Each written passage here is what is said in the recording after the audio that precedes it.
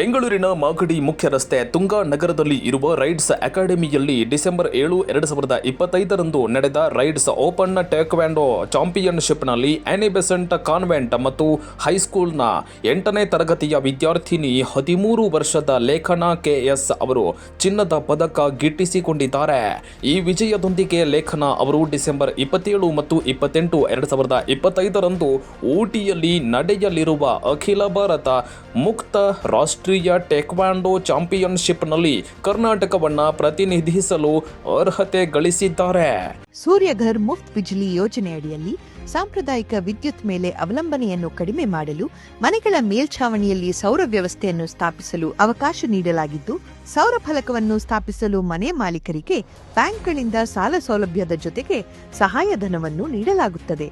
ಸೌರ ಫಲಕಗಳನ್ನು ಸ್ಥಾಪಿಸಲು 30,000ದಿಂದ 78,000ವರೆಗೆ ಸಹಾಯಧನ ನೀಡಲಾಗುತ್ತದೆ. ಹಿಂದೆ ಸೂರ್ಯಘರ್ ಮುಫ್ತ್ ಬಿಜ್ಲಿ ಯೋಜನೆಯಡಿ ನೋಂದಾಯಿಸಿಕೊಳ್ಳಿ.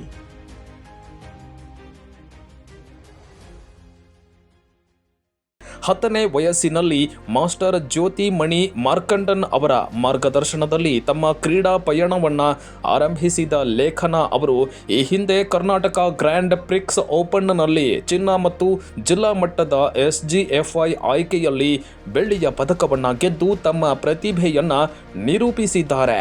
ಈ ಕುರಿತು ಶಾಲಾ ಆಡಳಿತ ಮಂಡಳಿಯು ಹರ್ಷ ವ್ಯಕ್ತಪಡಿಸಿದೆ. ಆನಿ ಬೆಸೆಂಟ್ ಕಾನ್ವೆಂಟ್ ಮತ್ತು ಹೈಸ್ಕೂಲ್ನ ಅಧ್ಯಕ್ಷ G. ಜನಾರ್ದನ್ ಅವರು ಲೇಖನ ಅವರ ಶಿಸ್ತು ಮತ್ತು ದೃಢತೆಯ ಇಡೀ ರಾಜ್ಯಕ್ಕೆ ಹೆಮ್ಮೆಯಾಗಿದೆ ಅಂತ ಪ್ರಶಂಸಿಸಿದರು. ಉಪಾಧ್ಯಕ್ಷರಾದ ಪುಷ್ಪ ಜನಾರ್ದನ್ ಅವರು ಲೇಖನ ಅವರ ಕಠಿಣ ಪರಿಶ್ರಮವು ಪ್ರತಿಭೆಗೆ ಸರಿಯಾದ ಬೆಂಬಲ ದೊರೆತಾಗ ಏನನ್ನು ಬೇಕಾದರೂ ಸಾಧಿಸಬಹುದು ಎಂಬುದಕ್ಕೆ ಉದಾಹರಣೆಯಾಗಿದೆ ಎಂದು ಅಭಿಪ್ರಾಯಪಟ್ಟರು. ಇನ್ನು ಪ್ರಾಂಶುಪಾಲರಾದ ರಘುನಾಥ್ ಅವರು ಸಹ ತಮ್ಮ ಶುಭಾಶಯಗಳನ್ನು ವ್ಯಕ್ತಪಡಿಸಿ ಲೇಖನ ಅವರ ಈ ಯಶಸ್ಸು ಅವರ ಸಹಪಾಠಿಗಳಿಗೆ ದೊಡ್ಡ ಕನಸು ಕಾಣಲು ಪ್ರೇರಣೆ ನೀಡುತ್ತದೆ ಅಂತ ವಿಶ್ವಾಸ ವ್ಯಕ್ತಪಡಿಸಿದರು.